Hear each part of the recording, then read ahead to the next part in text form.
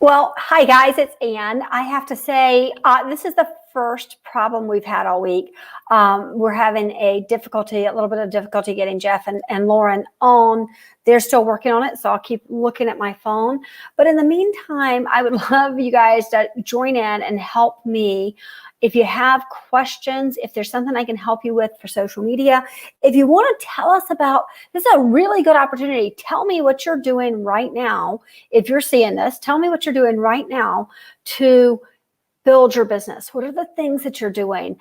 All of us are doing a lot of different things. I know I've talked to some people who are, some people are doing trying one last time. He says, trying one last time. If not, he's going to use his phone.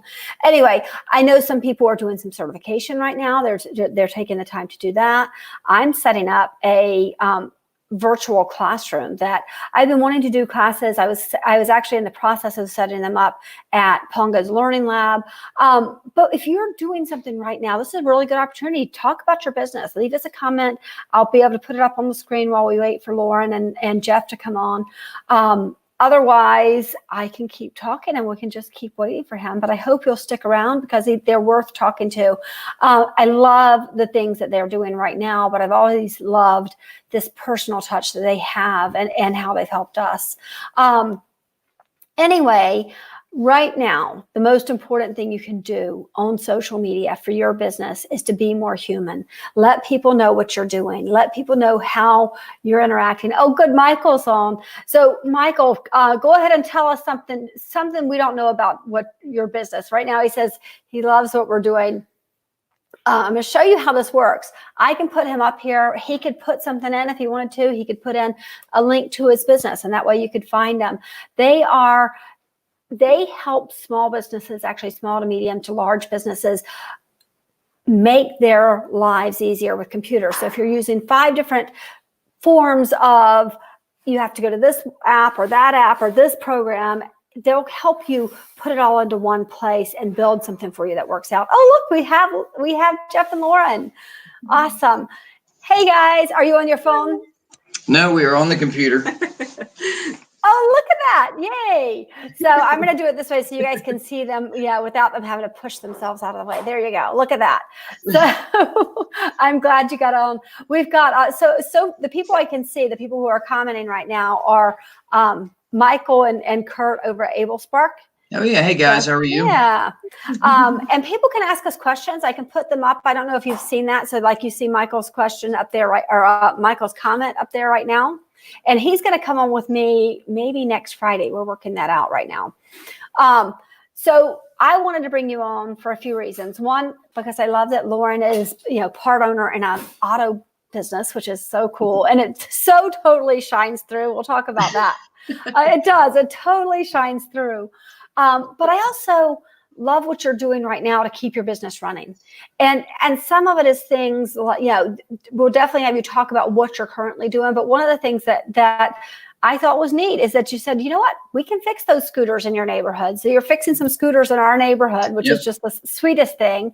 And then you've got that big truck in there. Is that still in there? The Peterbilt? Oh, so no, that's actually a friend of mine's. And he's actually asking me why we don't work on those. And so we're actually thinking about it. It's just that's a little more of a monumental task than fixing scooters and things. We are working on some construction equipment for people, forklifts, things along those lines. Right. The rig world that's a brand new truck for him. And I love rigs. And a while back, 12 plus years ago, I used to work on some clients that were truck drivers, and I would work on their rigs on a weekend. Okay. My uncle drives for Walmart. He's I think he's 78 years old, still driving for Walmart. So I used to spend a lot. And on the weekends, my cousin and I would have sleepovers in the cabin on his truck. Yep. So we got a couple more comments. Can you fix a lawnmower? Kurt wants to know. There you go. There you go. Oh, look at this. John Maggio says, you know this. I'm spending my stimulus check getting my radiator fixed. That's very, very very sad the way to send your stimulus check, but I'm glad that's where it's going. So, and then Tiffany Jackson's on as well. So we'll go back to these as we go through. But it's kind of nice to be able to have interactive. So, all right. So I want to talk before we go very far at all about the woman's touch, because it's, it clearly shows if you've ever been in there. First of all, it smells good.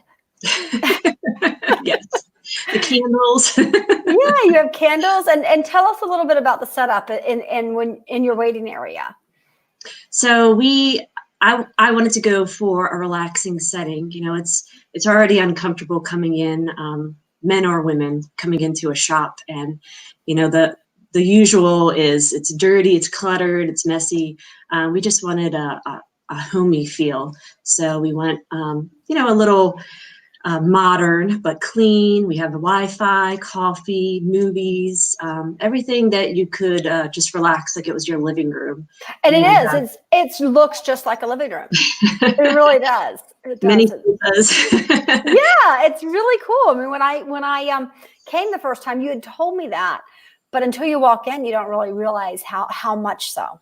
Right. And what you're implying here, and I just have to say the gray in my beard is really showing.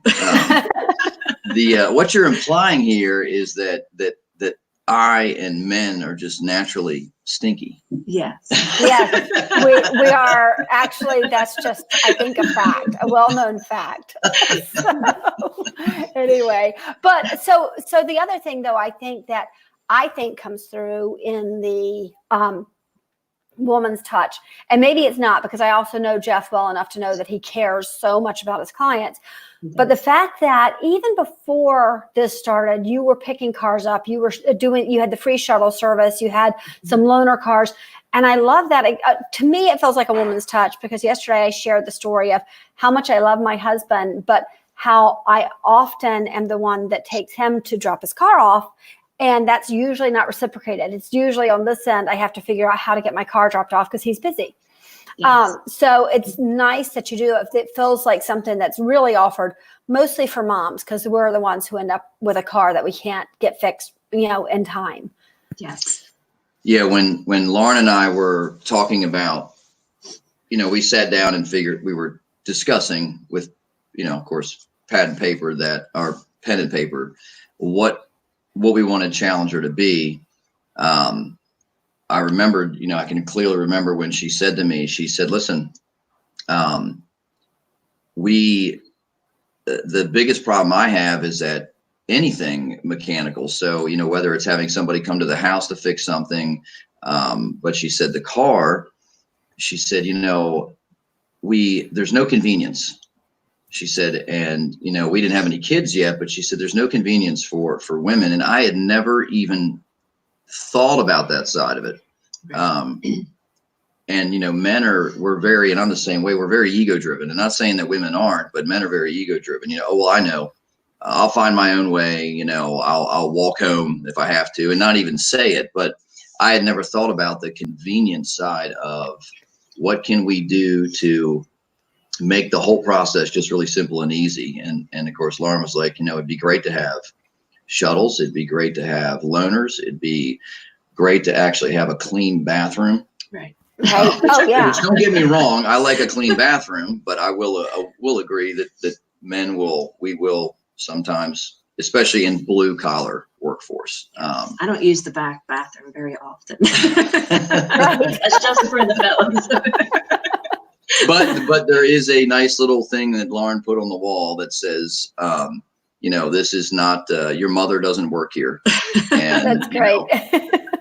Please clean That's up great. after yourself. So, it's actually funny that you say all of this, because I totally forgotten until you mentioned it. I used to take my car out, and I can't remember where it was, but really pretty far out. But the only reason I did was because the shop that I would go to was within half a mile of a trail that I like to run on. So I would plan my long runs for those days. I'm going to drop my car off. I'm going to go run 15 miles. So that's a few hours. And then I'm going to come back and hopefully my car will be done. But that's not the most convenient way to do it, is I'm going to go and run 15 miles, right? So it is really good to have it. But it's changed a little bit now. So you've got the pickup and delivery specifically during this time so that you have really contactless service, right? Yes. Yep. Yep. So tell us how it's working. So the interesting thing is, what we're finding out is that people actually do still want to communicate with a human. So we have the ability that, it could be done fully on computer and all, but people actually do actually want to have a conversation. So really what we see happening is either people calling the office 90% of the time, 10% of the time they call the 24-hour emergency number. But we have a couple scheduled. They're actually scheduling this way now, where it's okay. I'd like to have you come pick my car up. And then when we're finished, we'll come deliver the car, and people are liking it. It's going to be interesting to see if after this mess, if this becomes a new norm. Yeah, a new norm. Right. That, we've always done this, and we've always marketed it, but now there seems to be, there is a real reason why to do it. So there's a little bit of a fear. Unfortunately, I'd rather people take advantage of what we do, not because they're afraid. But there's a reality there right now. And it's, to me, it's actually kind of cool. It's kind of cool to go pick a car up, and then when you're done, deliver it. I don't really know the words I'm looking for. Well, there's kind of a pride. There's kind of a pride with that, we're able to do this, and people are feeling safe. Exactly. Well, I was telling Ben at Baltimore Graphics about it. I was like, this is what he's doing. And I'm like, it's such a cool thing that I'm not sure it's going to, he's always done it, but I think that people are going to really like it. And he says, oh my God, that's like rock star service. He says, it's like you're a rock star or something. I'm like, yeah, that's really what it's like. Exactly. So I have put your number down at the bottom of the screen, and I put the 24/7 emergency service. That's what it is. But I'm going to give you a testimonial in the middle of all of this, and I would love to hear other things that are like this. But we had this wonderful day up in Pennsylvania. My husband and my kids and I, and we went whitewater rafting, and it was so much fun. And then we got back to the car and we started driving, and the car made this noise that we were like, oh my God, this is so not normal. And we're in the middle of nowhere, Pennsylvania. And I think it was a Sunday night, and we called you, and you're like, can you put the camera under the car? And you walk us through what to do so we could get the car back home and have you see it. So it was so huge, but I know I'm not alone in this. You didn't pick up the phone just because I'm a friend. Right. Correct. Yep. He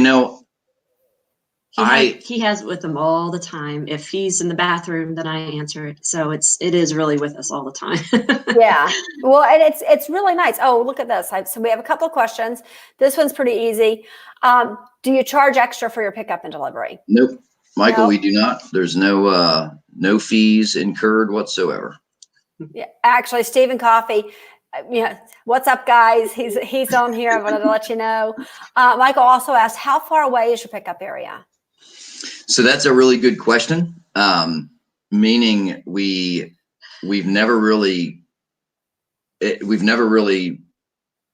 picked a travel area. So, and we've never had a need to. So we go out to Annapolis, Millersville, Crownsville, of course, Glen Burnie, Pasadena, Severna Park, Arnold. And, we've extended it during this period. Yeah. And we live, of course, a little bit of ways away. And we are actually we have clients that are dropping off cars at our house because of where we live. Right. So, well, we were one of those, right? You helped Ethan. Yeah. You picked up. So Ethan's at St. Mary's, which is relatively close to you. Mm-hmm. And you brought it down here, fixed it, and brought it back there for him to pick up. So that was nice. Yeah. Yeah. And everything is really close. I mean, how far is Annapolis from us? 15 minutes. Right. Millersville, 15 minutes. So, Edgewater, I think, is 20 minutes. So it's really not that inconvenient. when you think about, what's a half hour of drive time, and especially right now, there's no traffic anywhere. And it's Right. convenient for, moms with the kids at home, or even dads, but nobody Yeah. wants to go out, nobody can go out. So, Well, and it was good for me. I mean, I actually I absolutely needed you the other day because we have one of our midshipmen's trucks here, and it has the back tires were leaking. It needed some other service. But Blaze is an essential worker, and he is going to Virginia almost every day. And so here I am with this truck going, okay, now what do I do? Now what do I do, right? And you came out and picked it up. Actually, I was doing a live video when you did that, and I saw you through the window. So, Yeah, we went and picked up a vehicle for a client. Now she's actually, unfortunately, lives right in Pasadena, but she's stuck in Florida right now. So the only thing that I will ask is that, so we went to her house to pick her vehicle up, and then the neighbor saw us taking her vehicle, and I actually saw the neighbor, and I literally thought to myself, maybe I should tell the neighbor we're with Challenger Auto and we're picking the vehicle up for service. So I will say, if you have neighbors that are looking out for one another, and you might want to let them know that we're not thefting the vehicle. well, actually, I just had a really good idea for you. We need to make you postcards. So when you come and pick up my car, or you come and pick up somebody's car, then you go and put postcards in all the neighbors' yards saying, hey, I just picked up your neighbor's yard for service, and I'll be dropping it off soon. Let me know if you want me to take yours back. That'd be a really good thing to do. So let's work on those together. Tiffany has a question. She says, if the airbag light is blinking in the car, is this something I need to worry about quickly? Also, can we drop off cars, or are you pick up and delivery only? So I will answer questions going backwards. So no, we're not pickup and delivery only. You can drop vehicles off. You don't have to come in the office either. We have the night drop, which is right through the door. We have envelopes right next to the door that you can fill out. Excuse me. Airbag light. If your airbag light is on or blinking, that means the airbag system is disabled. Whenever there's a fault in that system, it turns the light on, or it will flash that light. So the whole airbag system is disabled. As far as worrying about it quickly, I'm going to be careful how I answer this. It's not going to create a drivability problem, meaning this will not leave your vehicle stranded. It will not affect the engine operation, transmission operation whatsoever. In regards to safety, it means that if the vehicle were in an accident, that the passengers, the airbags would not deploy. The seatbelts obviously will still function.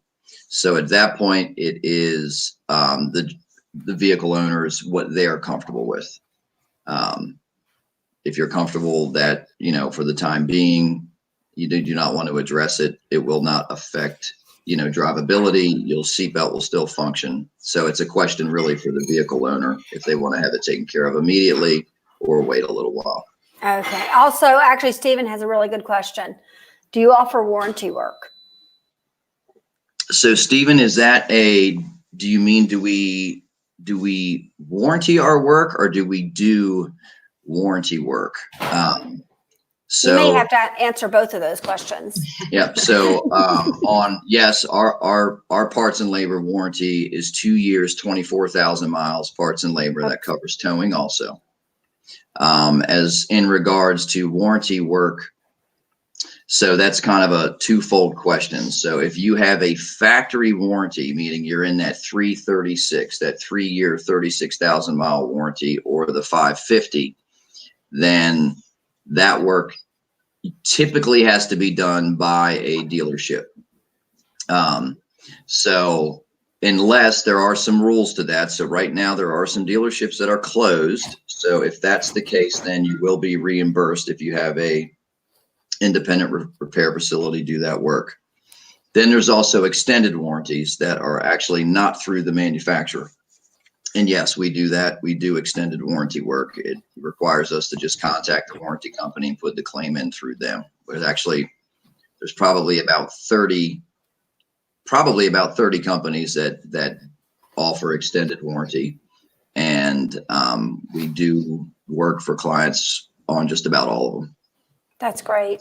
So Stephen also has another question. What about, do I have to take my Honda to a Honda dealership? How important is it that, I drive a Mini. How important is it that it goes to a dealership? Good question. No, you do not. Obviously, if it's recall work, yes, you want to return to the dealership. There was a law passed in 1975 called the Magnuson-Moss Act. That is the Right to Repair Act. And it means that automotive manufacturers, dealerships cannot void your warranty because you've had your routine service work done by an independent service facility.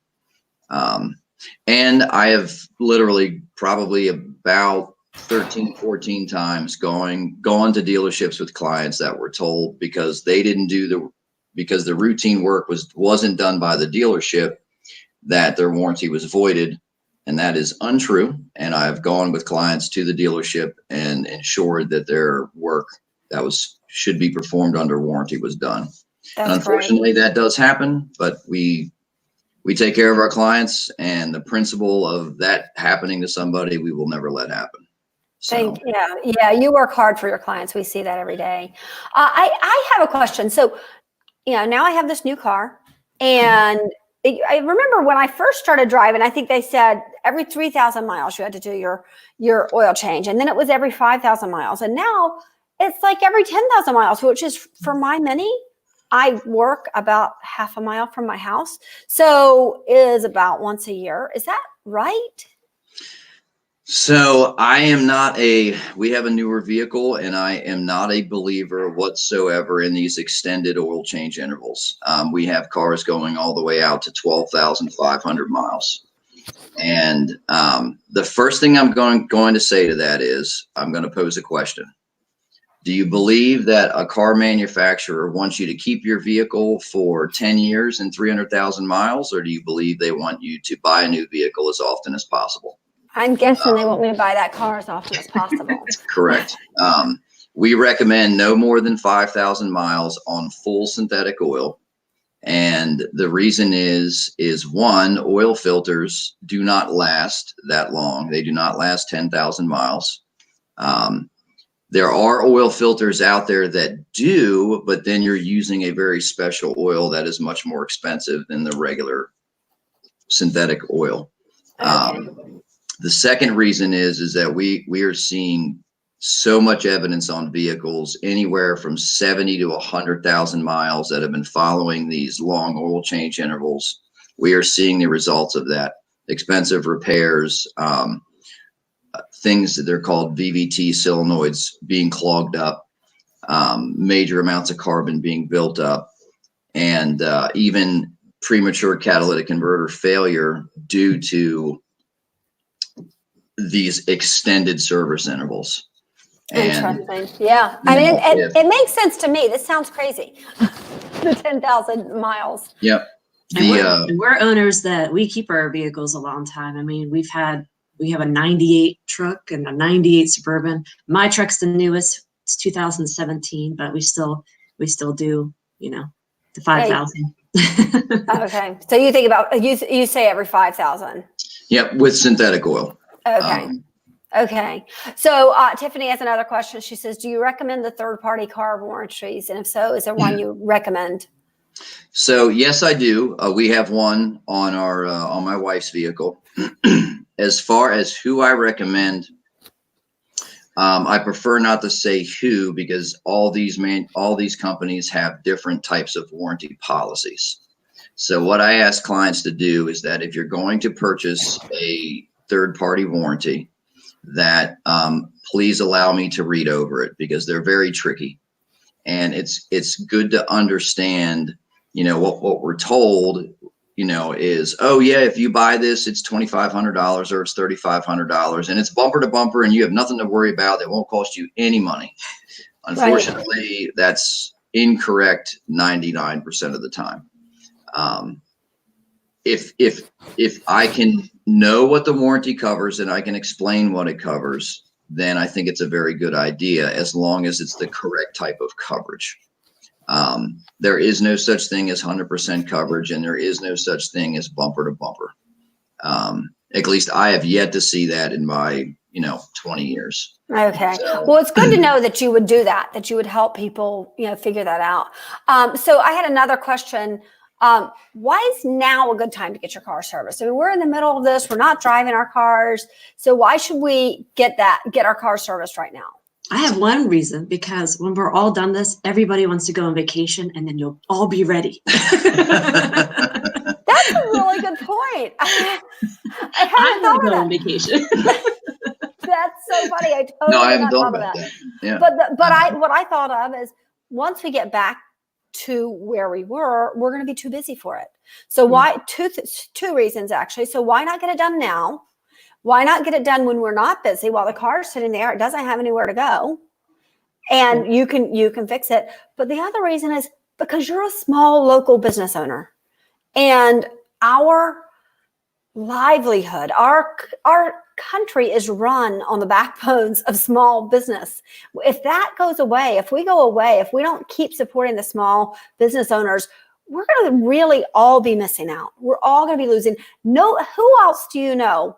I mean, if I want to go to the Honda place and I want to get my car serviced and I'm like, I really want to get this extended warranty, but should I? Are they going to read that for me? They're not. You do that. So that's my reason, but I'd love to hear your reason. So we are typically very, very busy people. And the car is our modern day horse. And when the car has a problem or needs service, we do judge it, as busy as we are, as an inconvenience. And right now, of course, a lot of us are at home. It's very convenient, for one. Two, I agree with everything you're saying. Small business is literally 60% of America. If you look at the numbers, 60% of this country works on the premise of small business. And we do not have the luxuries of, multi-billion-dollar bailouts. We do not have we are the backbone. The business owners are what keep everything running. And First and foremost, I just want to say thank you to all of our clients that are using us, that are calling us. We are forever grateful, because without clients, as you know, Ann, without clients, we cannot be in business. Right. It is how we put food on the table. It is how our staff does. So thank you to all of our clients that are using us. There's another side to this where we are starting to see some problems involving parts. Unfortunately, we are a country that gets a lot of items from outside of our borders. I'm not going to get into naming countries and all that, but we are starting to see some issues with getting certain things in a timely manner. And we have one client's vehicle that we're looking at 30 days. Oh my gosh. Before we can have the parts to fix it. And I'm guessing that's when we come back, it's going to take a while for those to keep coming, right? Yeah. And one of the things that I am worried about is that as things start to get back more into a normal fashion, what I'm worried is we're going to be overloaded. And I am really concerned about that as things start rolling, we're going to wind up having, every day, the number of vehicles, the number of people that need to be taken care of is going to build and build and build. And we're just not going to be able to handle it. I have to tell you, Jeff, I'm a little bit concerned about that with the hairstylists. So, well. Yeah, that's true. I'm not worried about that. So, because I'm like, I keep calling. I'm like, are you guys taking appointments yet? Because I want to be the first. Yeah. So I totally get it. I think the car thing as well, but that'd be a really good tie-in for business. We could have the car service with the hairstylist right next door. That'd actually be a really phenomenal thing for women. Exactly. Yeah, that's actually a really good idea. So, all right. So I have I want to talk about, I know when you're picking up the cars, you're disinfecting them and you're disinfecting them for yourself and your employees, but you're also then on the other end, you do the same process. So is there something right now that we should be doing in our own cars for cleaning them and disinfecting them? Is there something you recommend for us to disinfect the inside of our cars? So I do recommend disinfecting with a wipe.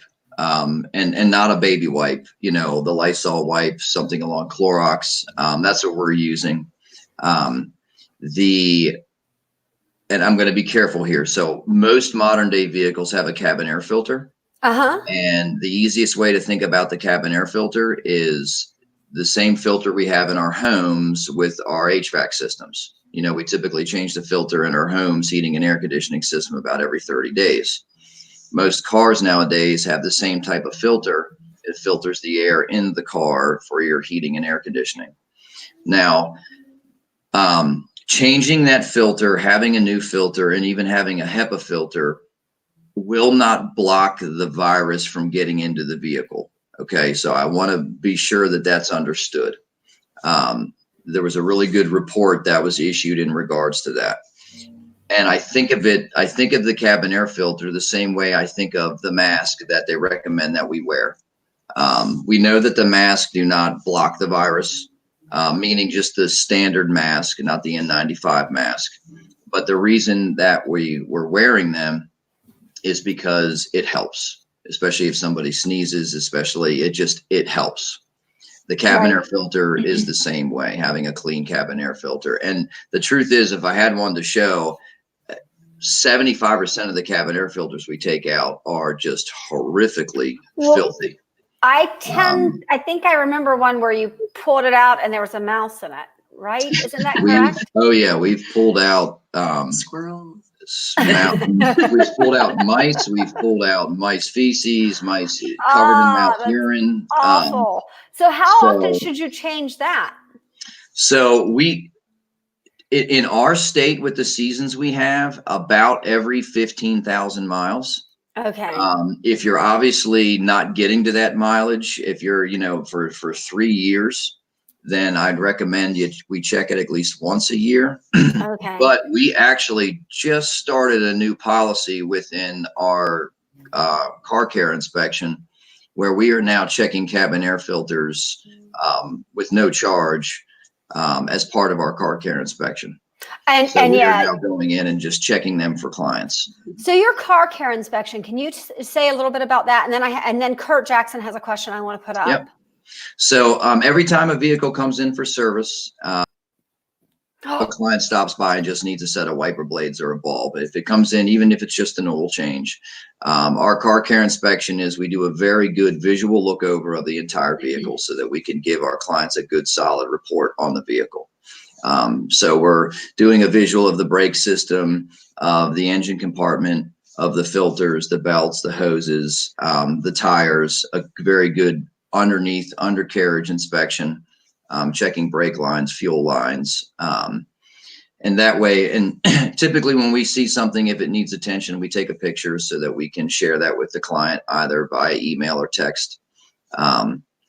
I actually view this as our greatest responsibility to our clients. When mom's vehicle comes in, and this is really why we started doing it, is years and years and years ago. I realized that when I serviced my mom's car, and this is when I was like 25 years old, that I looked mom's car clear over head to toe. Right. And there really wasn't a lot of places that were doing good lookovers of vehicles. As a matter of fact, it was almost kind of frowned upon because people were worried that people would think, oh, they're just looking for work. Right. But with mom's vehicle, I wasn't looking for work. I was literally looking out for mom.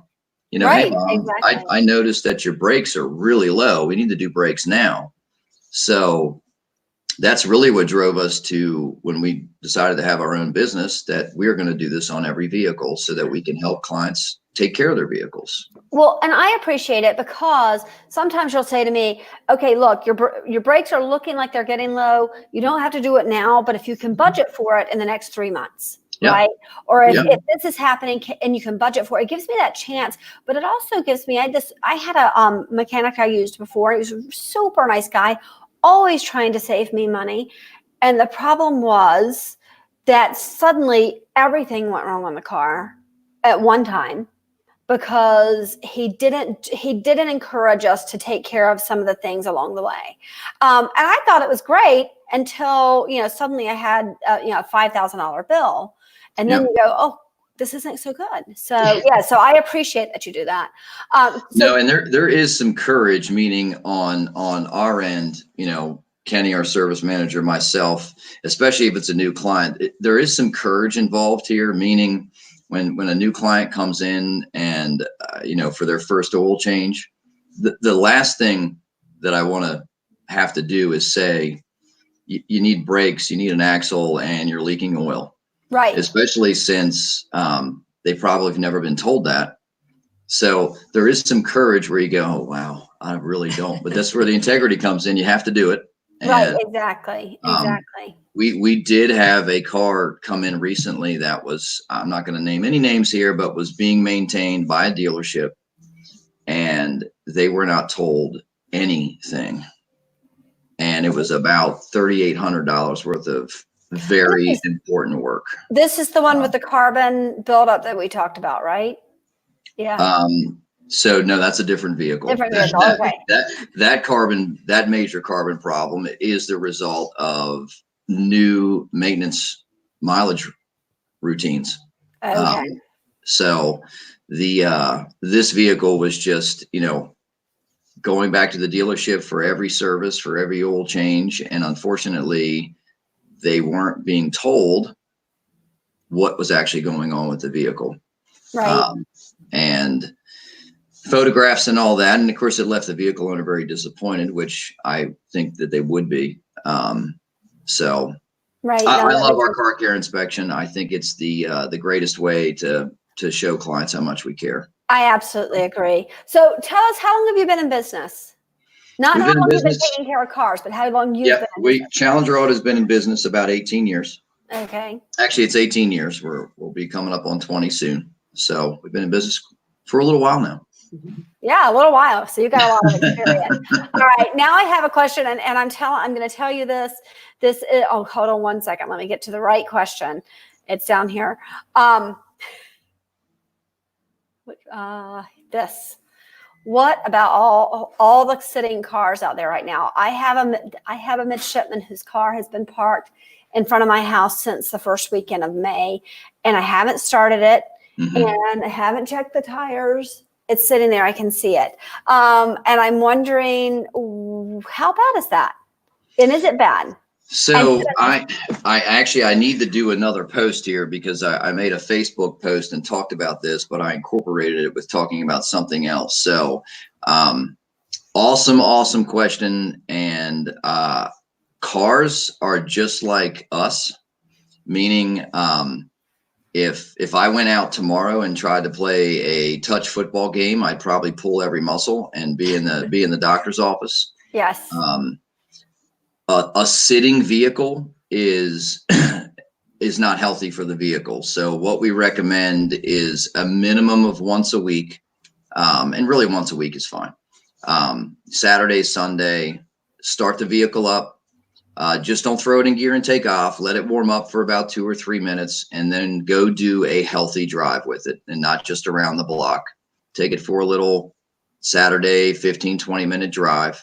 Okay. That keeps the fluids going through the transmission, oil, transmission fluid through the transmission, oil through the engine. The other thing is that it also gives the battery, your battery is there to start your vehicle and to power things with the engine off. So the longer a battery sits, the more voltage that it loses. So when you start the car and you drive it, the alternator actually puts back a full healthy charge on the battery. It keeps everything working and moving. And tire pressures, probably once a month. Most cars have tire pressure lights now. Right. But it's also good to have the tires sitting in a different location. When tires sit in the same location for weeks and weeks and months and months and months, it's not good for the tires. 4-wheel drive, we should check too. Oh yeah, 4-wheel drive. Good point. 4-wheel drive vehicles, pickup trucks, etc. It's good once a month to just go into a parking lot and engage the 4-wheel drive. Hit the buttons, turn it on, drive the vehicle. 4-wheel drive low, do not go fast, just driving in a parking lot back and forth once or twice. 4-wheel drive high, same thing, just drive it around in a parking lot. You don't want to be on the highway. And the biggest problem we find with 4-wheel drive vehicles in the wintertime is the 4-wheel drive hasn't been used in years. Right. Now it won't work. Okay. And there's motors and actuators that make it work. And because of lack of use, they're just frozen. They won't operate. So. Okay. Well, that's good to know. I don't think I've done that. And we have the big car out front that we don't drive that often, but we definitely don't put it in 4-wheel drive often. Right. And maybe I'll take the midshipman's car to the grocery store today. That's a good idea. Very good idea. So that's really helpful. And then I want to switch gears real quick because you have been in business for so long. What is the one piece of advice you have for business owners in this environment right now? Oh, wow. And Lauren, you should chime in on this as well. I would say the support. We are trying to, I cook a lot, but I've been trying to, once a week I joined the website where they're doing all the local businesses that are doing carry out. And we're trying to do that just for support in our area. And, we appreciate the support, and, anybody that wants us to pass along referrals, we'll gladly do it, as business owners, because we appreciate it. So, yeah. Right. Good. How about you, Jeff? So I agree with everything my wife just said. The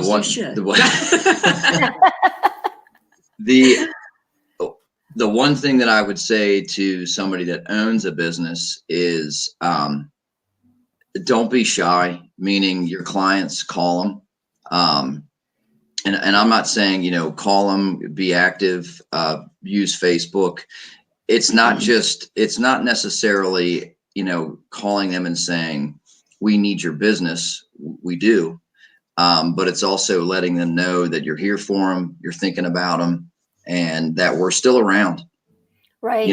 That we're not going anywhere, that we're going to make it through this.